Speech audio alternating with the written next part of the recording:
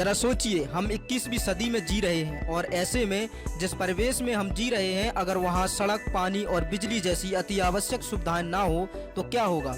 आखिर आप कैसे सरवाइव करेंगे, कैसे इन सुविधाओं के अभाव में आप अपने जीवन के जरूरी कार्यों को पूरा करेंगे।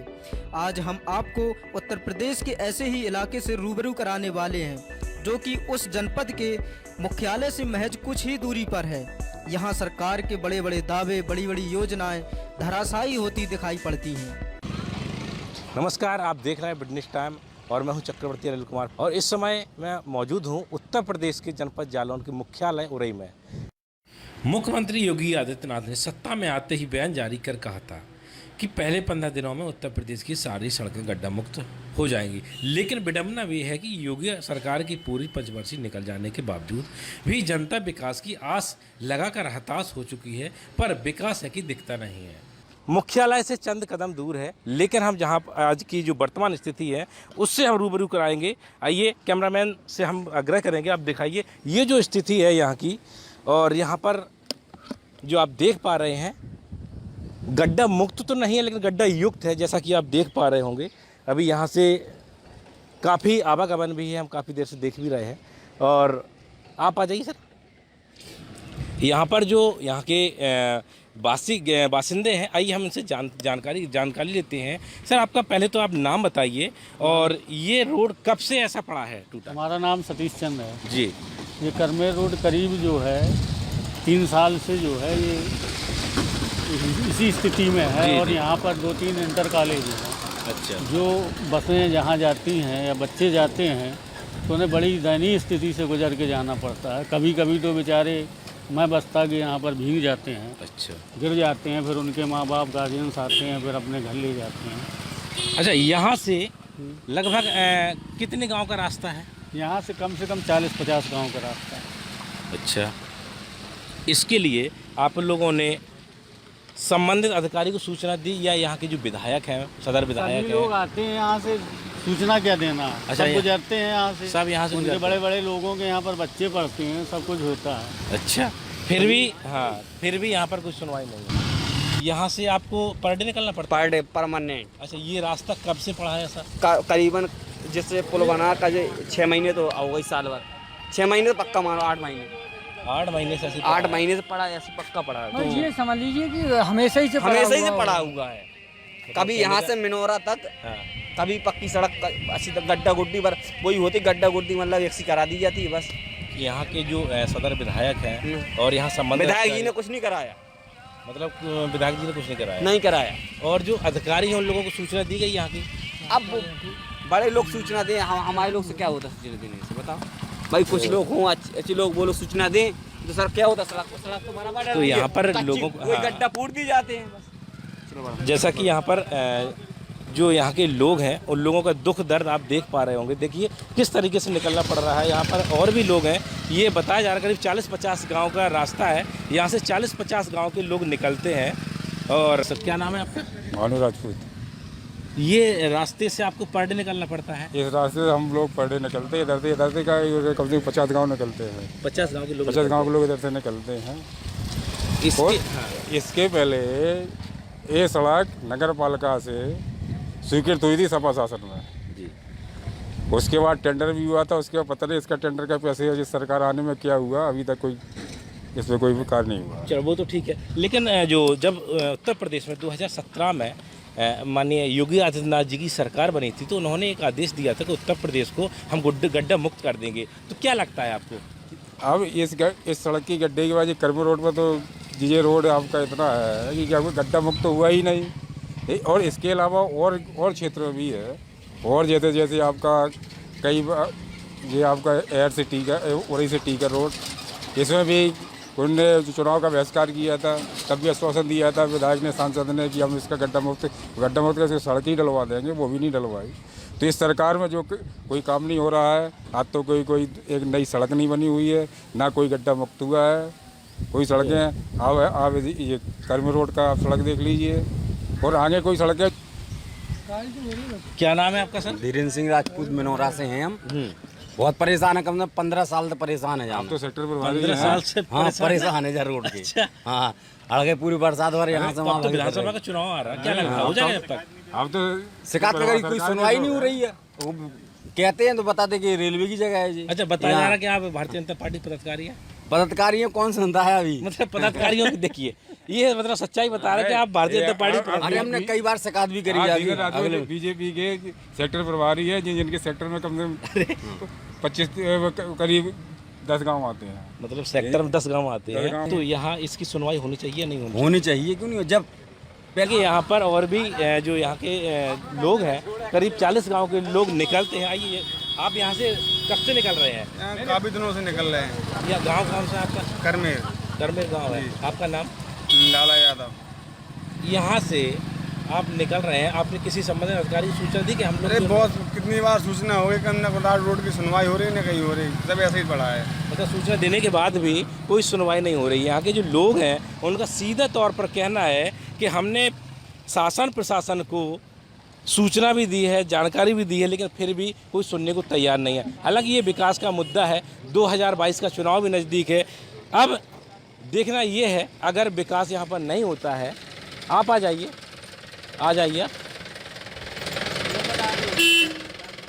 आप देख सकते हैं जिस प्रकार से यहाँ की रोड की व्यवस्था है। आपका नाम क्या है भैया? मोहम्मद शरीफ। हाँ, तो आपको दिक्कत होती होगी ना निकलने में? अरे बाबूजी बहुत दिक्कत होती है। कॉलेज है बगल में, कॉलेज में बच्चों को परेशान हो जाते हैं, छोटे छोटे बच्चे हैं बाबूजी।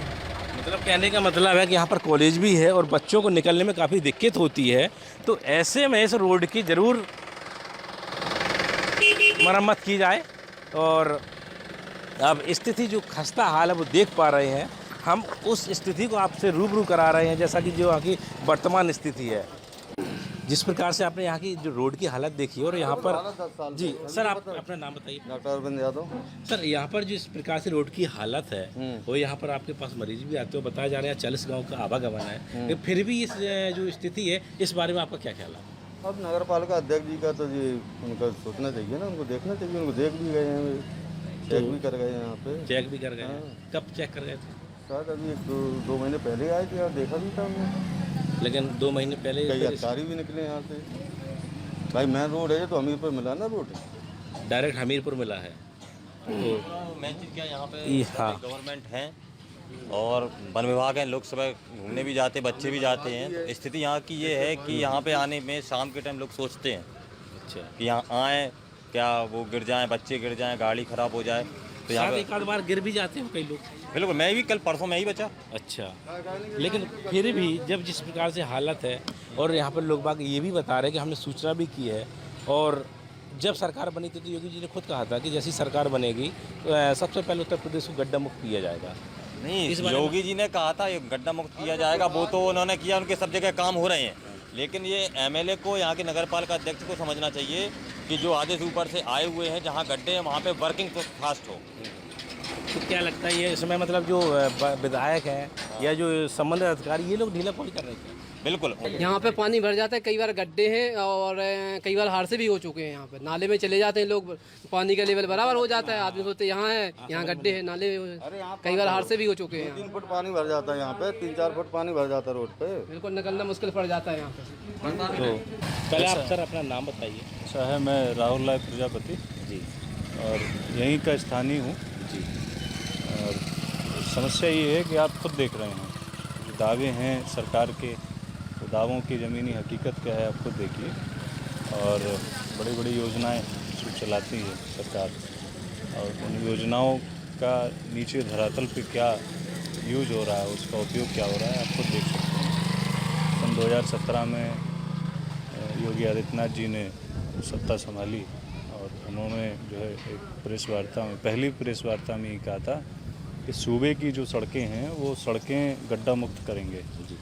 तो मुझे तो नहीं लगता ये गड्ढा मुक्त है, आप खुद देख सकते हैं ये गड्ढा मुक्त नहीं, ये गड्ढा युक्त प्रदेश कर दिया इन्होंने। बड़ी बड़ी जो योजनाएं ऊपर से चलती हैं वो नीचे आके धराशायी हो जाती हैं। अब आप यहीं से देख सकते हैं कि हमारे ज़िले में 3 विधायक भाजपा के हैं, भारतीय जनता पार्टी की जो सत्ताधारी पार्टी है, और एक चेयरमैन जो जहां आप खड़े हैं मुख्यालय उरई में, वो चेयरमैन भी भारतीय जनता पार्टी के हैं। तो सांसद, लोकप्रिय यहाँ के जो सांसद हैं भानु प्रताप वर्मा जी, अभी वो हाल ही में केंद्रीय मंत्री जो बन के आए हैं, उनके क्षेत्र में ऐसी स्थिति और ऐसी दयनीय स्थिति 5 साल हो गए, कोई विधायक यहाँ देखने नहीं आया, कोई सांसद यहाँ देखने नहीं आया, कोई चेयरमैन यहाँ देखने नहीं आया। हाँ, ये ज़रूर सुनने को मिलता है कि इस क्षेत्र का वोट उन जनप्रतिनिधियों को नहीं मिलता है। तो भाई वोट नहीं मिलता है तो फिर वोट की ताकत जनता इस बार दिखाएगी, और वो अलग विषय है, वोट का अलग विषय है, चुनाव का अलग विषय है। लेकिन विषय हम जहाँ अभी खड़े हैं, अभी जो मैं कपड़े पहन के निकला हूँ, हो सकता है कि शाम को लौटते वक्त यहाँ से मैं गंदे कपड़े में लौट के आऊँ, छींटे पड़ जाएँ। ये यहाँ से कोई गर्भवती जो लेडी है, अगर कोई गर्भवती महिला यहाँ से निकले, हो सकता है कि डिलीवरी रास्ते में हो जाए, क्योंकि रास्ता इतना गड्ढा युक्त है। ये गांव, ये जो रोड है, मुख्यालय का जो रोड है, ये मेन रोड कहलाता है। ये एक ऐसा रोड है, यहाँ से कई सारे गाँव की कनेक्टिविटी है। आप पीछे देख सकते हैं, रेलवे स्टेशन भी यहाँ नज़दीक है। जब यहाँ की स्थिति है, ये रोड यहाँ धराशायी है, योजनाएँ यहाँ धराशायी है, आप क्या उम्मीद कर सकते हैं सरकार से? क्या एक्सप्रेस वे से उम्मीद कर सकते हैं? आगे चल के एक्सप्रेस वे भी गड्ढे में तब्दील हो जाएगा। वो क्या, ये आपको पूछना पड़ेगा, जनप्रतिनिधियों से पूछिए, अधिकारियों से पूछिए। माननीय हमें, अब आप बात करते हैं कि यहाँ पे जो एक सिस्टम है,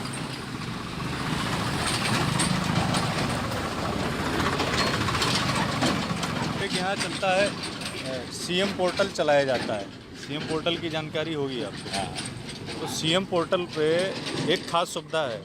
सीएम पोर्टल पे आप कोई भी अपना दुखड़ा बताइए, कोई भी आप अपनी एप्लीकेशन डालिए, तो सीएम पोर्टल से उस एप्लीकेशन का कोई निस्तारण नहीं होगा, उस अधिकारी उसकी लीपापोती करके निस्तारण कर देते हैं। अब है यहाँ गिरते हैं लोग, आटा गिर जा, गल्ला ले आओ तो हम लोग फिर गल्ला ले गया, गल्ला गिर जा। हाँ, तो गिर गए थे एक दिन। समस्या आज तो बहुत बड़ी समस्या हाँ, यहाँ के नेता लोग कोई सुन नहीं रहा है, कोई नेता ही सुनता। बताइए, यहाँ के जो लोग हैं उनका सीधा कहना है, जब समय आता है वोट लेने का तो हमारे दरवाजे आते हैं, पैर पकड़ते हैं, सब कुछ करते हैं, लेकिन जब इनका समय आता है, कुछ जो विकास के कार्य हैं उनके लिए, उन्हीं विकास कार्यों को लेकर लोग मतदान करते हैं, लेकिन जब उनका कार्य निकल जाता है तो लोग उनको दरकिनार कर देते हैं।